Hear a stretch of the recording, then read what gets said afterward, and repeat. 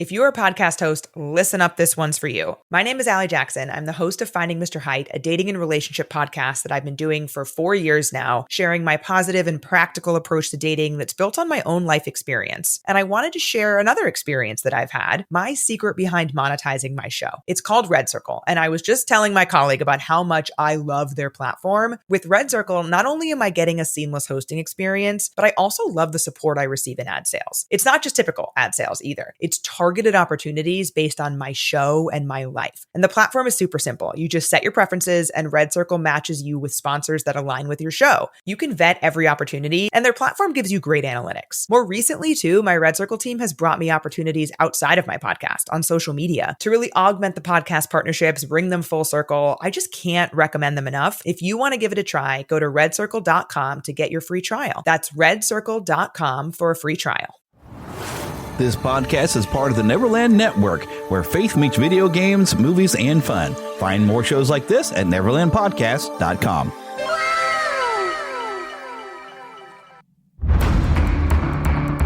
From days long ago, from uncharted regions of the universe, comes a legend.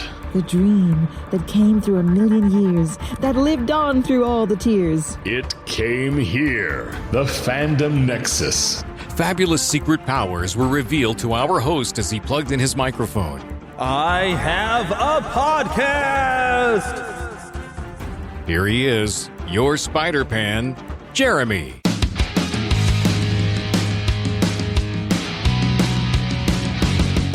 Yep, I'm back again. It's time for some more fun at the Fandom Nexus. We're having some holiday fun, specific Halloween fun, and for October. Today, I put out a poll for anyone who's, of course, following in the group, the Fandom Nexus group. Of course, there should be a link right there in the show notes if you're not a part of it. We talk about it every week. But I put a poll out there asking for people's favorite movies that they like to watch during the course of this month. That the rules basically were just has to be like a PG-13 or below. Couldn't have a bunch of nudity or over too much language, which usually are not too much. Or it couldn't be a gory one. It could be something you could sit down with the family and watch and be scared together or laugh together. Not everything we got was actually something that was necessarily scary. But I've got a list. Had a very long list. I think there was over like 30 movies on the list. And one of them I thought of kind of late in the game and nobody got a chance to vote on it, but nobody added it to the list. I did leave it open where you could add movies to the list, and so the list just kept growing. And I wish I could maybe mention everything on there, but I do have specific ones that got voted. So I've got a top 5, and then I've got some honorable mentions that at least got more than the one vote because it automatically gives it one vote when you add it to the list. I didn't learn that. So from the long list of 30, I've narrowed it down to a top 5. We're going to go through that list later. I hope to go through the list with my wife, Heather, the Wendy nerd, bio nerd, all kinds of different names I have for her. She is currently doing a teacher thing. She has a soccer game she was helping out or something today. I'm hoping when she gets home later, we get a chance to record with her. I meant to maybe record the entire show yesterday, but it didn't quite work out for us. But I'm hoping today, when she gets in, we'll be able to do that together. But I'm going to have this first half of the show done without her because we don't need her for everything, right? You like having some time just to spend with me, don't you? Don't you? I would hope so. And in fact, I hope you enjoy spending time with me so much that you realize, okay, so this is going to be episode 499. Episode 500 is coming up. And maybe we can hopefully get this out by next week, but maybe I'll let it stew for a little bit to get it all in there, and we'll hit up, because I think my first episode was like first week in November. I think, way back in the day. So it'd be kind of fun to do the 500th episode on the anniversary of completing the 12th year that I've been doing this show, back when it was the Neverland podcast. So I'd kind of like to release it at least about that time. Now, here's the thing. I want your participation in this one. So I have an email address here, podcast@neverlandpodcast.com, or heck, you can leave stuff on Facebook, and I'll maybe have a post where you can leave some memories or something of having listened to the show for all these years. Now, I know I lost a lot of people when we quit doing Disney. I really did. We've probably slowly grown back a following, and some of you, I think, maybe have stuck around through all of it. But if you have memories of the show or a favorite guest that's been on the show, can you record something on your phone and email me that so I have some audio or even some video that maybe we can share? But at least have the audio that I can share on the show. That would be wonderful. I would love to hear from you. I need to work out some stuff like people who have been co-hosts in the past. Maybe I can get Eric and Jesse or something to show back up. I got it. It's hard to get timing down because life has gotten crazier, and I used to have, like, I could record this like every Sunday afternoon, but then the Chiefs started getting really good, and I paid a lot more attention instead of just casually like, yep, they're losing again. But now, I mean, we're in the Mahomes era, and I know some of you probably hate that, but we waited a long time to have a team this good, and I am enjoying every little bit of it, and I have not missed a single moment of a Chiefs game if I can help it, except for when I have, errands to run. Like beating the daylights out of the Raiders this last weekend, I was out at the store and listening on the radio to the game through most of it because I needed some stuff from the grocery store. So yeah, adulting comes first, and adulting sometimes gets in the way of me getting these podcasts out as often as I should like. Things have really kind of changed over the last 5 years. I try to be consistent as best I can, though. But I know it hasn't been that consistent. But I would have hit 500 a long time ago when I was managing to be weekly, as I was really disciplined or something before. But I think things changed as I graduated from university, which I went back because of this podcast to university and pursued a job in radio, which worked out for a little while, but I had to kind of upgrade, and I'm working in television now and making ads, and I do a lot of voiceover there, but I'm using my video abilities.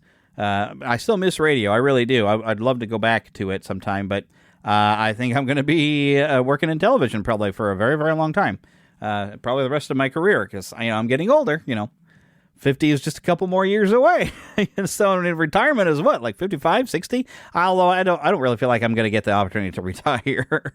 I do not have enough stuff saved up. But that's a different kettle of fish. Completely different topic that we don't need to get into. But, so doing this podcast has really altered the course of my life. And 500 episodes, I part of me has wondered, when I hit 500, should I give it a rest? And probably not. I don't think I will.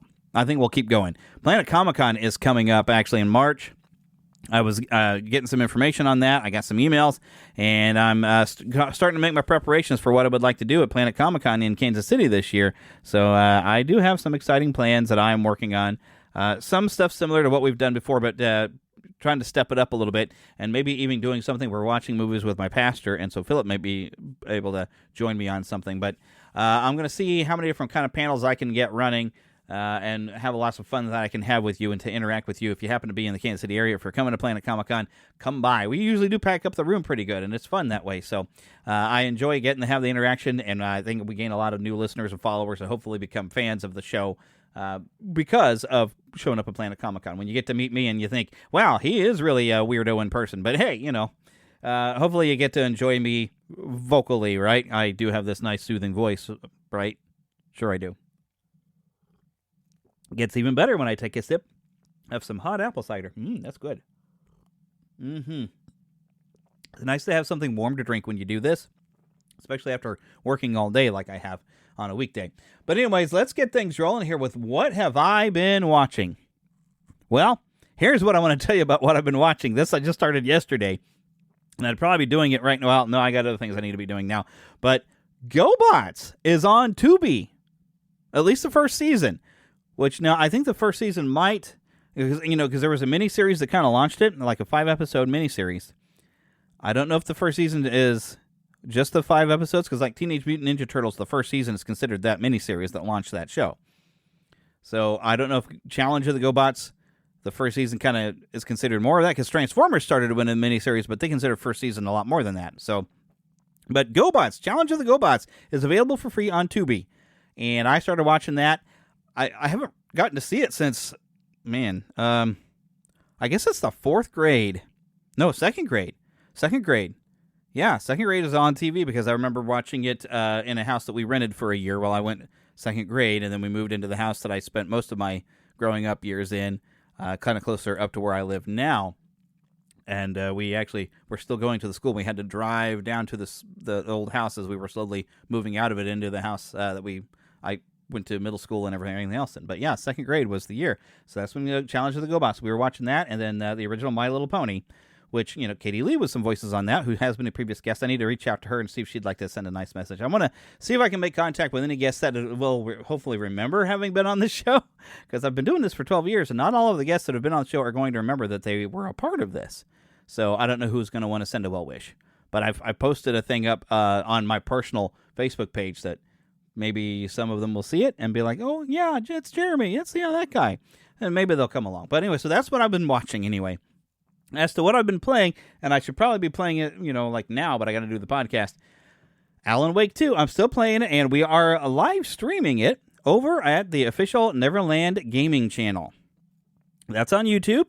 I've got lots of different gaming content on there. It's just kind of fun. It's something maybe you can watch while you're trying to slowly settle in for the night, and just fun, fun to watch. Although I am commentating now when I'm playing Alan Wake 2, and I'm kind of talking through what I'm doing and what my thought process is, trying to solve puzzles, occasionally getting some help from the internet, because I use the internet. When I grew up, we'd go through gaming magazines and we'd look for those hints, or we'd talk at the school or whatever. It's like, hey, are you stuck on the thing? Hey, did you know that if you do this, for old Nintendo games, we would do that. And so I'm very used to, if I kind of get confused on something, let me see if I can find a good hint somewhere on the internet. I'm putting the internet to good use. I do not have any problems with going and looking for help on a game, especially if I want to platinum the thing. It's good to sometimes, if I can't find something, to go and look it up. And I also don't mind putting it on easy mode if I just want to be able to get through and experience the story of a game. I don't care. I'm having fun. Games are meant to have fun. If you like to just have something beat you brutally senseless as you play it, then go right ahead. I don't want to do that because I like to just play and have fun. So there. But that's what I'm doing, playing Alan Wake 2. Story is really getting kind of good. I don't think I'm very far into the game for as deep into the month as I am. I need to really just sit down and spend a lot more time on it. But, I get home about 6 o'clock. I start getting tired around 7. I want to eat dinner when my wife gets home. And so I kind of, it's just kind of weird how this all works out, to where I just don't have as much time to game on weeknights as I sometimes do on the weekends. Sometimes weekends get pretty busy too. Adult life is a challenge. I'm sure if I had children, it'd be worse, and I'd probably never get to play. That's good warm apple cider. But yeah, so that's what I've been watching, and that's what I have been playing. I don't really say that I have any news, because it feels more like a rumor that has been circulating right now. And, of course, I follow up on the Final Fantasy Remake trilogy.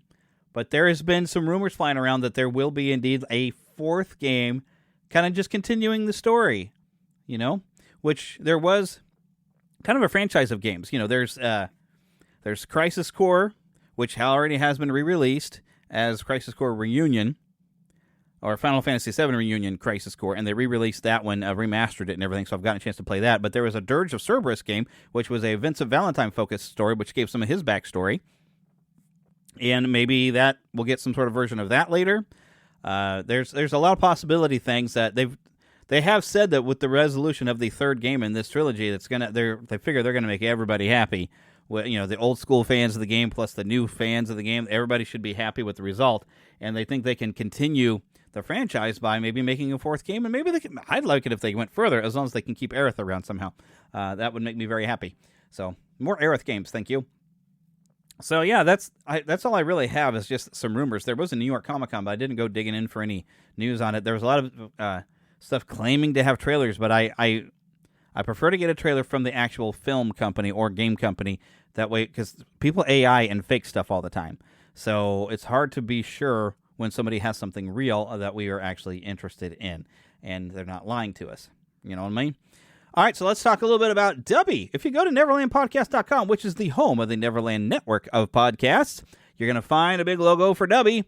If you happen to be a gamer, or you just need energy and you don't want to get the shakes or the jitters or anything, all that caffeine, all that bad stuff does to you, you want some good, healthy energy, these are drink mixes. You can mix them in with water. You can even order your cups on there, and you'll even get a discount if you use that big logo there on my website. Or, of course, using the discount code Neverland over at w.gg.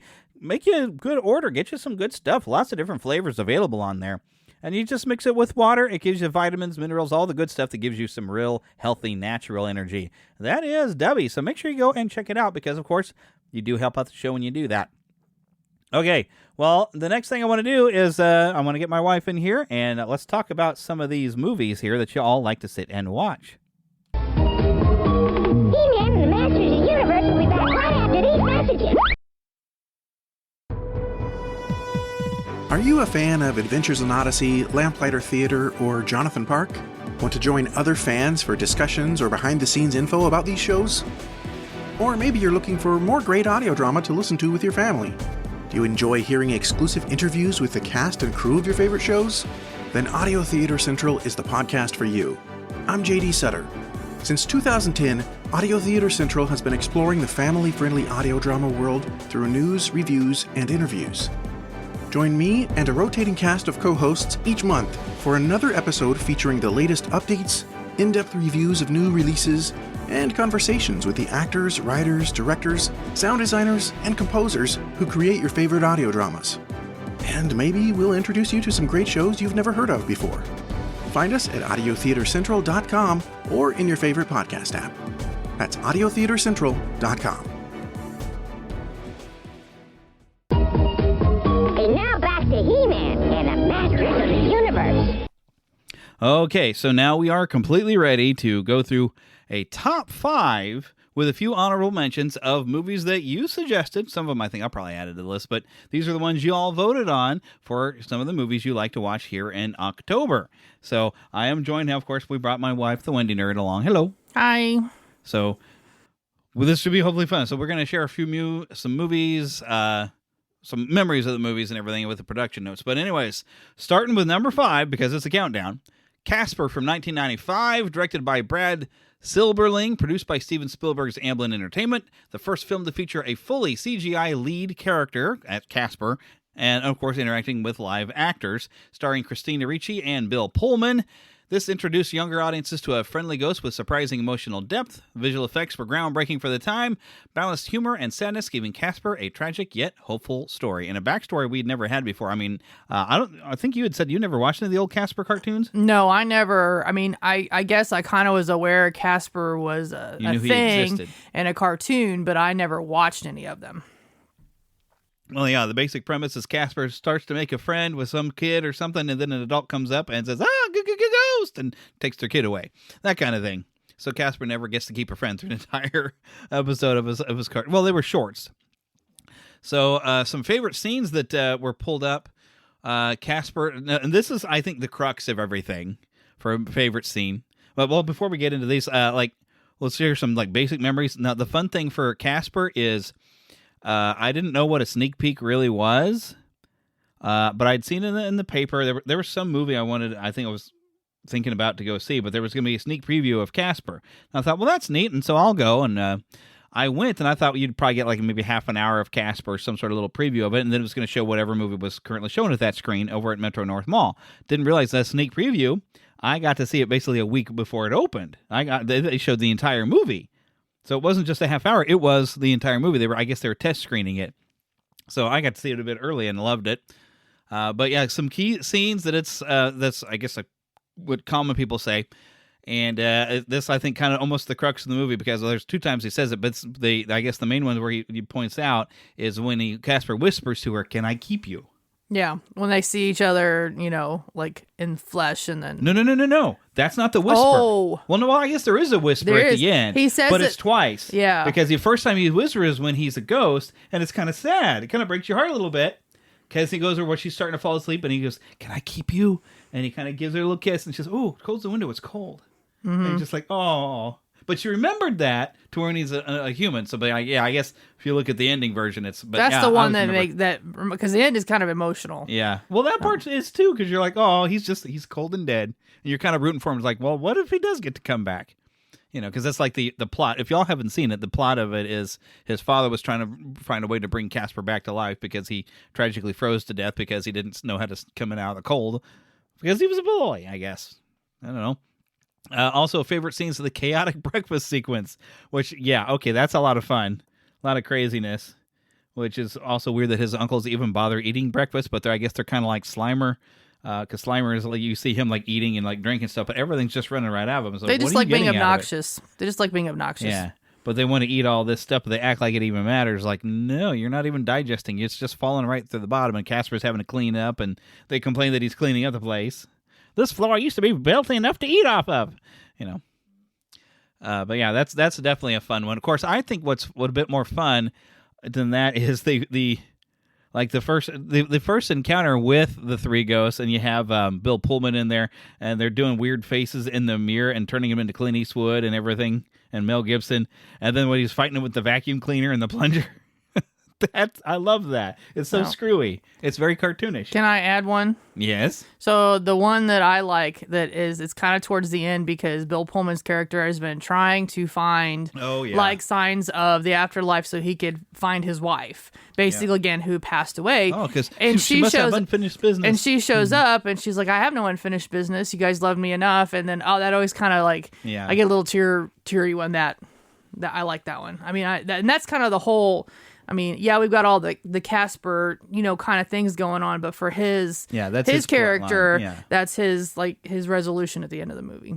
Yeah, that's a really nice one too. But now it does mention as a favorite scene is, of course, the end of the movie, the Halloween dance where Cat and Casper share a moment before he fades away. Yep, and scares all the jerk kids away too. That's kind of fun. But yes, that would so the official kind of keep you whispers of might like the first one, but of course the other favorite scene, of course, is the end where it all happens again. So. Yes, I haven't watched that movie in a little while. We might have to pull that one out. I don't know if I'm pretty sure I own a copy of it somewhere. Yeah, I think we own a copy. I should have it because I like that movie. Okay, number 4, Hocus Pocus from 1993, directed by Kenny Ortega, starring Bette Midler, Sarah Jessica Parker, and Kathy and Jimmy as the Sanderson sisters. Originally released to modest box office returns, but became a Halloween staple thanks to yearly airings on Disney Channel. I would say also home video rental, because that's where I first saw it.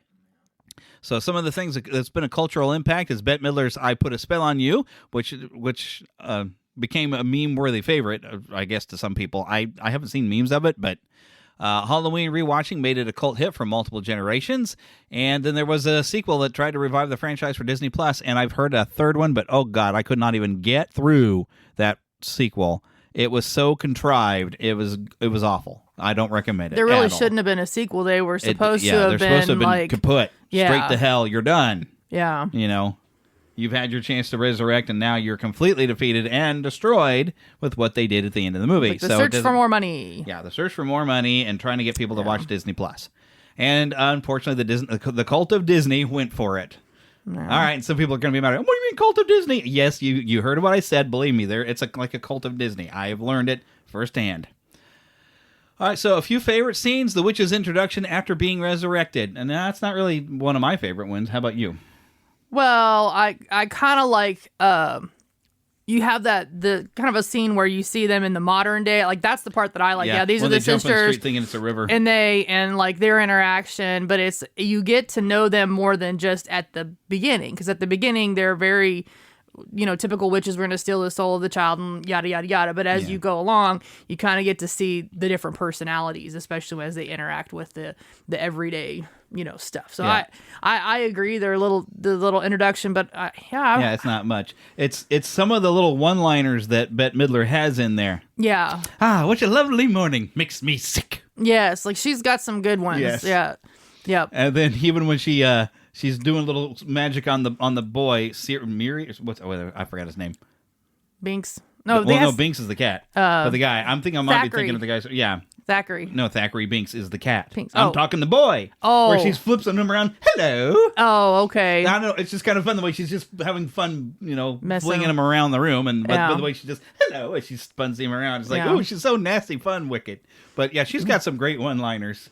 They give her I always some wanted good a child of my own on toast. Mm-hmm. Well, and I'm sorry, I still like the whole amok. I don't know why that's is like fun too. It's just funny. Them just like one of them is just like airhead silly, and yes, the other one just kind of is clueless and trying to catch up. A vacuum cleaner. Yes, and like they just the character, and I can understand why people would want to see more of them because it was a very memorable. But they were just naturally funny that way, and if you try too hard, it's very contrived and it doesn't work. Yeah.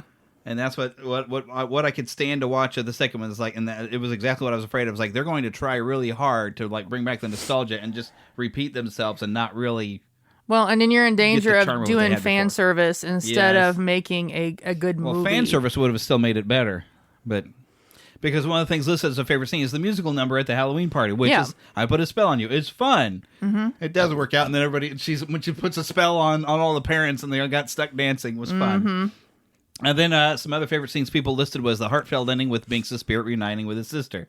I had to wait 1,000 years for a virgin to light a candle or something. Well, not 1,000 years, but 100 years or 200 years or something like that. Yeah. So. Yeah. And that also kind of gets me teary too when you have the little kitty cat that and he passes, but it's all better because he's with his family and the like. So yeah. And who knew that Thora Birch would go on to be, and I guess, didn't she win an Oscar for that American Beauty or something? I don't know. She did some other stuff as she grew up. Yeah. And then I think she did some independent film and disappeared. The other two, I think the boy, Omri, that's what I was thinking. Omri is his real name, I think. Oh. I think he did some other stuff now. The girl, the blonde girl, she was also in a Rodney Dangerfield movie with Jonathan Brandis, where Jonathan Brandis got dressed up like a girl to play on the soccer team, and she was in that one when she was a little younger, Ladybugs. And then apparently she did a lot of horror movies after that, stuff like The Hills Have Eyes and some other stuff, did some horror movies.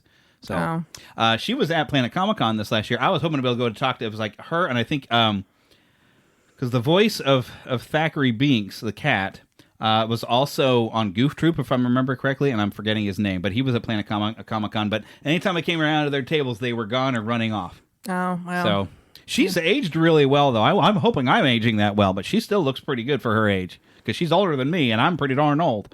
So I will grant them that, but I didn't get a chance to meet with them or anything. They were right on the opposite side of the table, but I was over talking to like Katie Lee, because Katie Lee's awesome. Anyways, any other fun memories? I think we've covered that one pretty good. Yeah. Number 3, and I'm surprised this was this far down the list, Nightmare Before Christmas, 1993, directed by Henry Selick, not by Tim Burton, but it was produced by Tim Burton, written by Carolyn Thompson, based off a Tim Burton poem. There was a stop-motion animation feature using over 100,000 frames. Danny Elfman wrote the songs and provided Jack Skellington's singing voice. The fun thing is Prince Humperdinck is his speaking voice, but he doesn't have a whole lot of lines that he get to do, but they got him because they wanted somebody who could kind of voice match Danny Elfman. And I guess they were acting as if Danny Elfman couldn't act, but Danny Elfman, during his songs, he has some regular lines that he delivers perfectly and really gives character to Jack Skellington, so having Humperdinck in there is kind of fun, and I forgot the actor's name, but he wasn't necessary, but he does a good job because he's a good quality actor, and we've seen him play villains before, and Fright Night even, he gets to play a vampire. So, I mean, it was kind of cool, but I think Danny Elfman could have done the whole thing. I don't know why they just didn't let him say the few lines that are not sung. Well, and there's not many lines that are just spoken by Jack. Most of them is singing, but because it's almost an opera. Everything's all music. It's like a series of music videos, which, like, the first time I watched it, it was overly hyped, and the first time I watched it, I was like, this felt like more a music video, and there was a really light on plot. I think it was like the second time around, everything if you start looking at more from Sally's perspective, there's a lot more depth to the movie at that point. Because she's, as Santa Claus even says, like, she's the only one around here that makes any sense. Because Jack is wrecking my favorite holiday the whole time. He's like, yes, of course you would like Christmas. Christmas is great, but maybe you don't try to take it over. You ruined it, dude. Well, but that's kind of like that's the plot of the movie. But he's kind of the villain until he straightens up, and then Mr. Oogie Boogie becomes your central villain. Well, but that's just kind of Halloween Town. It's like because it's Halloween, like that's their thing. They don't understand, the other holidays. So, and he makes the mistake of when they don't understand it, because of course they wouldn't. He goes, well, I'll just give them what they want then, and turns Sandy Claus into Sandy Claus. The big lobster man. Well, initially this was a cult hit. It's now considered a holiday classic, bridging Halloween and Christmas, and it's something really you can watch in November, because that's when the story takes place, really. And you can watch it, 3 months in a row if you really wanted to. It spawned merchandise, theme park overlays, and a devoted fan base. You better believe it, good Lord. It also solidified Tim Burton's aesthetic into pop culture, even though he was not the director of it, but they did use his designs. It's very much looks like his stuff. I mean, if you look, that's what he didn't really get to do a lot, even though he went to Cal Arts and ended up working for Disney. The way his style of drawing, he just never really liked matching the Disney style, because he has a very significant style. And even I've got some trading cards that are some of his designs of how he wanted the Joker and everything to look, and his drawings are very much that weird. He's got his style on all his own, really. He's got a style of his own.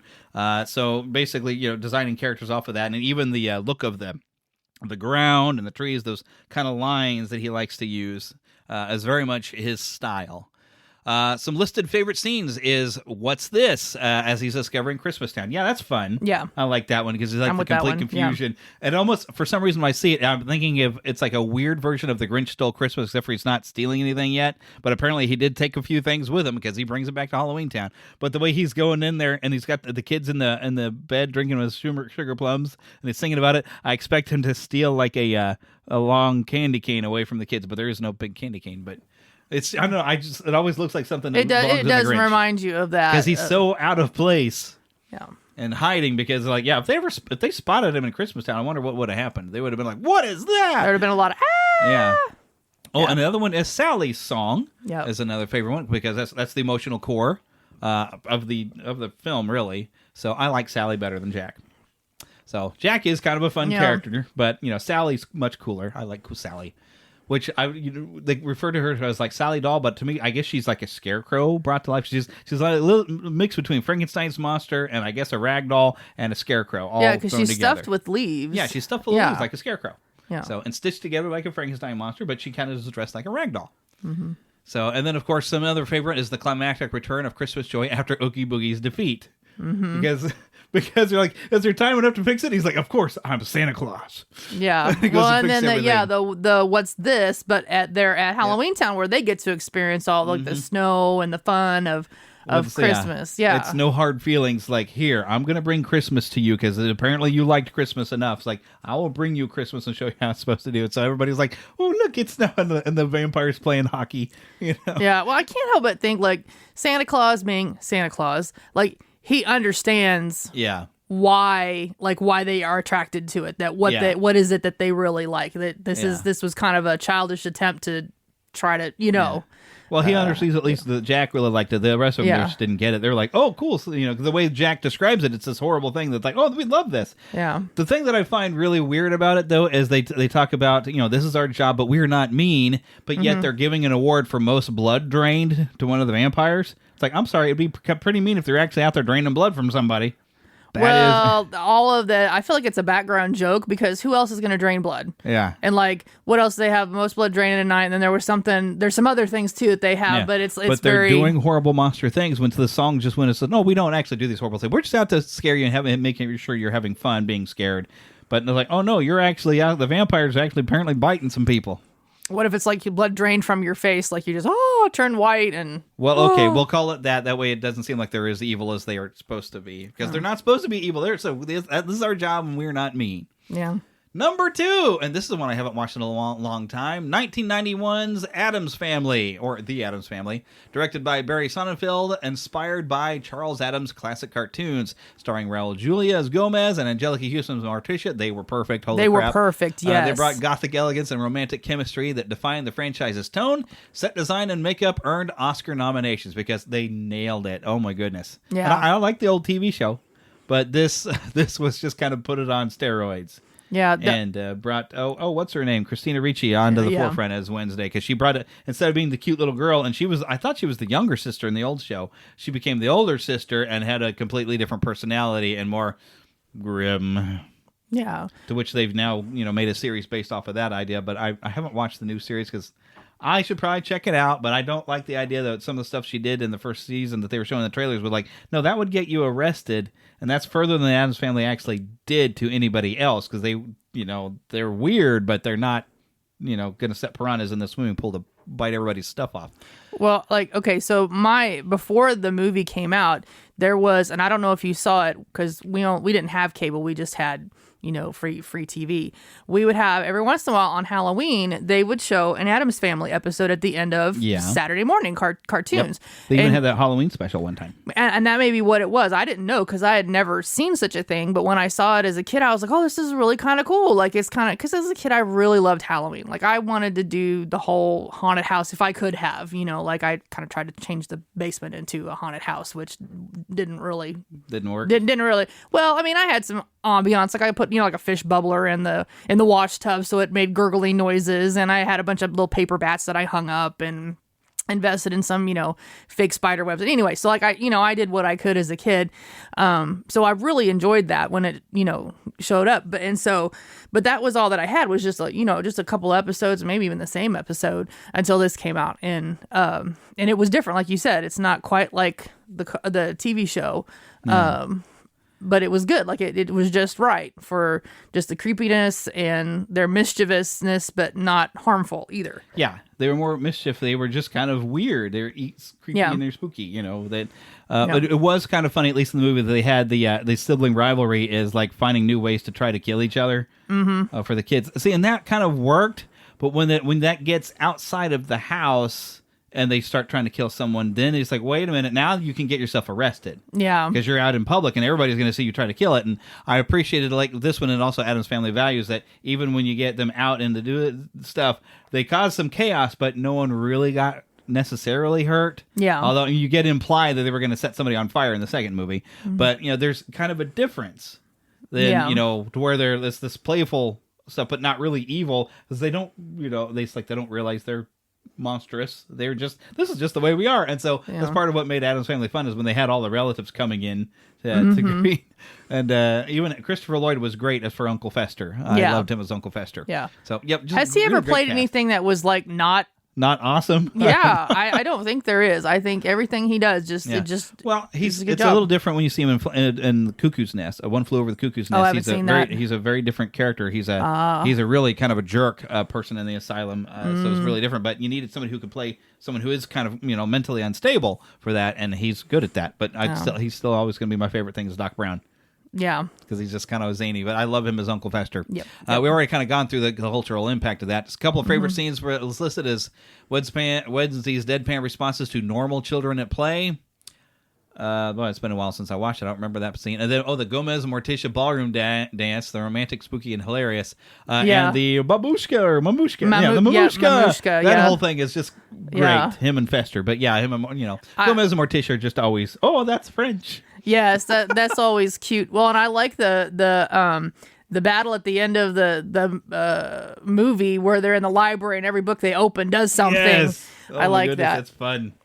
It was so goofy. I'm waiting for somebody to do finally a decent adaptation of the Munsters because I watched probably more of the Munsters than the Addams Family because they were all monsters that they didn't realize that they were the weird ones. They thought everybody else was weird out there. I didn't only watch the Munsters that their after gorgeous niece was ugly. Yeah. Oh, we're so sorry for you. Well, I did not watch much of Munsters either, until, I don't know, I think I was married with you, and then when I really, I knew they were a thing again, but, didn't really watch. Yeah. So, alrighty, the number one from 1984, Ghostbusters. Yep. Directed by Ivan Reitman, written by Dan Aykroyd and Harold Ramis, originally conceived as a sci-fi epic set in the future, but scaled back into a contemporary New York comedy. Ghost effects created by Boss Film Studios, blending practical puppetry and early optical effects. Cultural impact. This spawned sequels. Well, that's not right. Only one sequel, really. Well, I guess, okay, you can call these newer ones more sequels because they're sequels, yes. Yeah, okay. So, but it feels like almost not a full reboot. It's like a soft reboot where we're bringing it back, but it's more focused on different characters, but at least getting to have some characters back. So yeah, then we ignore the really attempt to redo it entirely. That movie just doesn't exist. It's that bad. We don't talk about that one. So yeah, it did get some sequels. It had an anime series and the real Ghostbusters. There were video games. There's pop culture legacy that's still alive over 40 years later. Yep. And the theme song by Ray Parker Jr. did hit number 1 on the Billboard Hot 100, to which Huey Lewis rightly did sue them because they totally ripped off I Want a New Drug. The story behind that is they wanted Huey Lewis to actually come up with a song for it, and he refused. And so Ray Parker Jr. did it, but they wanted it in a Huey Lewis style, and Ray Parker Jr. just totally lifted. When you listen, it's the same exact bass line as Want a New Drug. So Huey Lewis did win the lawsuit and did get some royalties. And, of course, this is what also made who you're going to call one of the most quoted movie lines of all time, probably right next to Luke, I am your father, which is a direct wrong line because it's like, no, I am your father is the real line, but it became Luke, I am your father for some reason. So, or I am your father, Luke. I guess that's what I always thought. I'm your father, Luke. No, I am your father is exactly what he says in Empire, but became known as Luke, I am your father. And this was probably because of Tommy Boy when he's got the fan going and he goes, Luke, I am your father through the fan. Oh. So, yeah, it's funny. Okay, my early memories on this is we went to the drive-in to go see this. and it was fun. We did not see this in the movie theaters. In fact, I probably watched this at my cousin's house who had cable. And that's where I watched it. Because we did not watch it. Yeah, I would have been 4. Mom and Dad would have not have spent money on this. So this was something that, we watched it in the basement at my cousin's house, of course, with the lights all off and all that stuff. And just to show you how good of a year 1984 was for movies, this was also the same year for Gremlins. Yeah. So that which scared we also me. saw in the drive-in. Which I also saw on cable in my cousin's basement. Yeah. Well, I remember we did go to the drive-in, but that was after my brother and I had went to the theater. Actually, it's now a Dollar Tree or something over here. It used to be a theater. We had seen that there first. Pete's Dragon was playing in the opposite theater. There was only 2 screens, and then we ended up liking it, and so we went to the drive-in eventually, and so the rest of the family got to see that at the drive-in. So I got to see it twice in theaters, but I was more prepared for the first half hour. Well, no, not the first hour, but like for those 10 minutes where it is like a scary movie. And then it turns funny, and you're like, oh, we're back. Okay, good. This is a funny movie again, and fun, goofy stuff. We can talk about Gremlins another time, but I've got stories watching Gremlins at my cousin's house because it scared me. Like, I was legitimately scared. Yeah. But Ghostbusters wasn't really scary. Now, the second one did make me jump a little bit. The second Ghostbusters movie, I was in a theater by myself in a dollar theater, the cheap one. And when they had the thing at the train and all this heads suddenly are popping up, I did jump. There was a jump scare there. But that's part of what's fun about Ghostbusters. And by the way, y'all can check out Watching Movies with My Pastor. Just last week, we released an episode where we watched Ghostbusters, talking about how it's such a great balance between horror elements and comedy. Because really, once you get to the point where them terror dogs are coming out, those are actually kind of scary. That was scary, yes. Yeah. As a kid, I was scared. Now, my cousins, because they watched all this before, they were really good about, one of them in particular, was really good about being like, now this is going to happen. And you're just like, oh, okay. So they spoil it? Well, but then I didn't know what it was going to look like. Like, I didn't know. So, like, they kind of said, oh, yeah, that happened. Okay. All right. Okay. Well, some scenes that people listed as favorites is the library ghost sudden scare. Yeah, that's pretty good, and I do Honestly, appreciate. it's not the scare that I like. It's the talking to the ghost. It's the get her. And Get her. That part Well, is that's hilarious. why it's so much fun. Yeah. The whole build up to it with the stacked books, the slimed card catalog, and everything then that builds the up to it. wisecracks that have no human could But stack it's- books like this. Yeah, and what's funny about it is, like, clearly, Dr. Venkman has no belief that they're going to find anything, and he slowly starts to believe it, and he's like, well, these people these two, Ray and Egon, lead me around all this stuff all the time, and we never find anything. And then suddenly they see a real thing, and they have no idea what to do with it. He gets so mad, he pulls his Egon, or Ray, no, he grabs Ray by the ear, like, come here, Francine. He's so mad, like, okay, so you guys have been dragging me to this stuff, but you have no idea what to do when you actually encountered something. Yeah. So, and then Ray's whole plan, get her. Well, then, of course, Egon is just like, I'm going to hide my calculator. It's like, stop that. Calculating. The whole scene is great. It's great, yeah. Another favorite scene, Slimer's hotel chase. Just the whole thing. Yeah, the whole thing is just fun, especially when they nearly blast, which is one of the things with a larger screen here. And I think probably the first time I saw is when they put it in theaters for the 30th anniversary, where after they've blasted the toilet paper and the poor cleaning lady. Oh, yeah. And they're talking, and in the background you see her with a spray bottle trying to put the fire out of her toilet paper. Yeah. Which Philip, I guess I hadn't seen that until I pointed it out when we were watching. It's like, look, the lady's putting the fire out. That's so funny, but it's like a background joke. Well, and I love in the ballroom when, like, Slimer's, and and he gets behind the bar and Egon's just like, rah, just shooting text. I love everything about that is that the hotel, their first ghost is great. And they're acting like they do this kind of thing all the time, Yep, and like they have no idea what they're doing. Completely clueless, like, we've never really tested this equipment. Yeah, I blame myself. I do too. There's just so much great Each of us was an unregistered nuclear reactor on it. Neutral accelerator on the back. Oh, okay. And I thought it was a switching nuclear on reactor. And they're scooting away to the other side of the elevator. Switch me on. Like, it was going to make a difference. If it's a nuclear device and it's going to explode, you're all toast, no matter what. Yeah. Other favorite things is the Stay Puft Marshmallow Man rampaging through New York. Yeah. Which I love the Stay Puft Marshmallow Man. I had a big inflatable of him. Yeah. He's fun. He's a sailor. He's in New York. We get this guy laid. We don't have a problem. Yeah. So, but he's just this big happy marshmallow guy. Yeah. I love him. I love the Marshmallow Man. And you did get me. Well, I can't fit into the shirt, but I think I've got a little mini. From the. Where did I put my little Funko Mini? You got me. That came with a t-shirt. Oh, I don't know. The box is over there. It's probably downstairs. Well, that's the box that has the shirt, because I've kept the shirt, but it's like 2 sizes too Oh small. well, so I never got could you wear what it. I could. Like I was kind of at the. But it's a fun little Funko, and then I've got when the this Frozen Empire one came out, I did get the little Marshmallow Mini that you could mount to your shoulder, his little plush. I had to get it, so because I love the Marshmallow Man. He's just fun and goofy and smashing the town with a happy smile. So until he sees them and he gets that angry look, like "Rah!" So I have to say, I think it's Zool, the guy chick or whatever that shows. Zool is the gatekeeper. Gozer.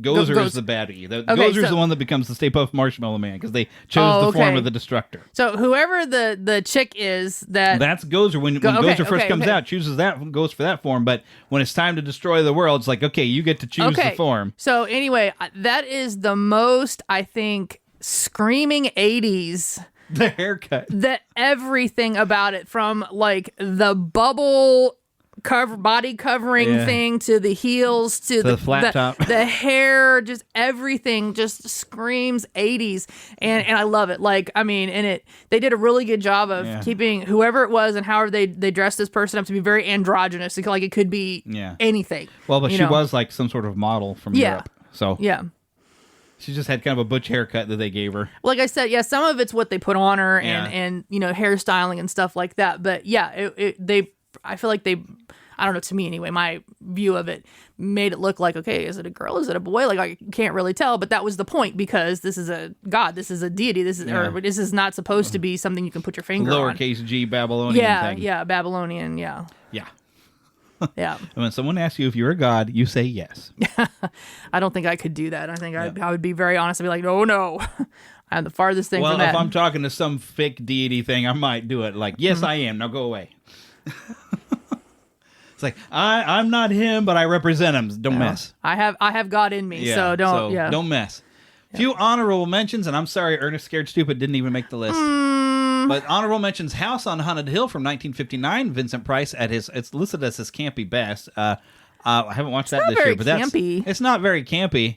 It's a good mystery movie. One of the scares is kind of ridiculous because it doesn't make sense, but it'll startle you. Something Wicked This Way Comes, I actually got in there as an honorable mention from 1983. We actually discussed that movie last episode. Young Frankenstein, I'm surprised that wasn't higher up on the list to be part of the top 5. 1974, it's a brilliant parody.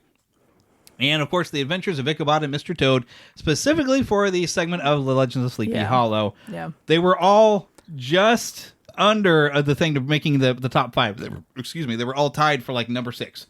So I was like, okay, I got an honorable mention because this is great stuff. Y'all gave me a lot of good stuff on this list. This list kept growing, but only 5 could be in the top 5, and only these ones that were runners-up got to be in the honorable mention.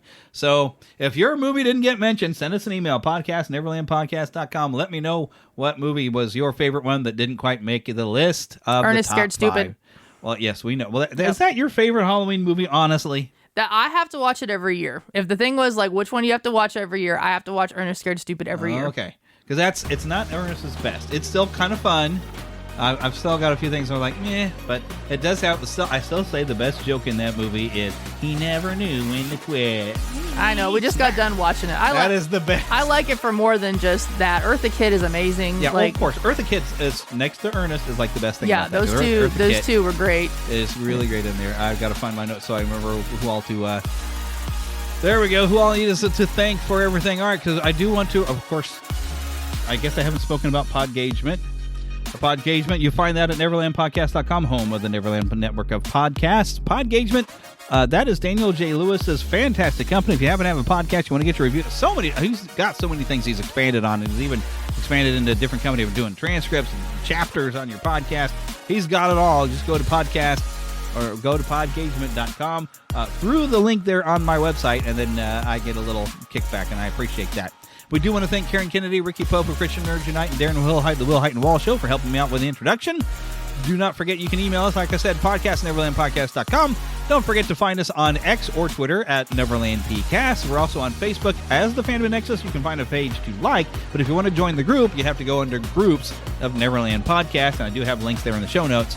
Just go and check it out.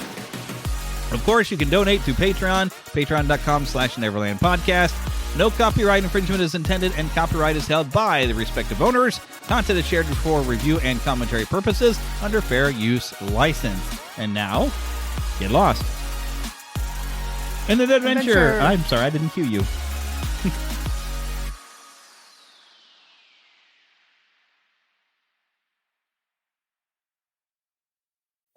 Oh, the car from Carvana's here. Well, will you look at that? It's exactly what I ordered. Like, precisely. It would be crazy if there were any catches. But there aren't, right? Right. Because that's how car buying should be. With Carvana, you get the car you want. Choose delivery or pickup, and a week to love it or return it. Buy your car today with Carvana. Delivery or pickup fees may apply. Limitations and exclusions may apply. See our 7-day return policy at Carvana.com. If you're a podcast host, listen up, this one's for you. My name is Allie Jackson. I'm the host of Finding Mr. Height, a dating and relationship podcast that I've been doing for 4 years now, sharing my positive and practical approach to dating that's built on my own life experience. And I wanted to share another experience that I've had, my secret behind monetizing my show. It's called Red Circle, and I was just telling my colleague about how much I love their platform. With Red Circle, not only am I getting a seamless hosting experience, but I also love the support I receive in ad sales. It's not just typical ad sales either. It's targeted opportunities based on my show and my life. And the platform is super simple. You just set your preferences and Red Circle matches you with sponsors that align with your show. You can vet every opportunity and their platform gives you great analytics. More recently too, my Red Circle team has brought me opportunities outside of my podcast on social media to really augment the podcast partnerships, bring them full circle. I just can't recommend them enough. If you want to give it a try, go to redcircle.com to get your free trial. That's redcircle.com for a free trial.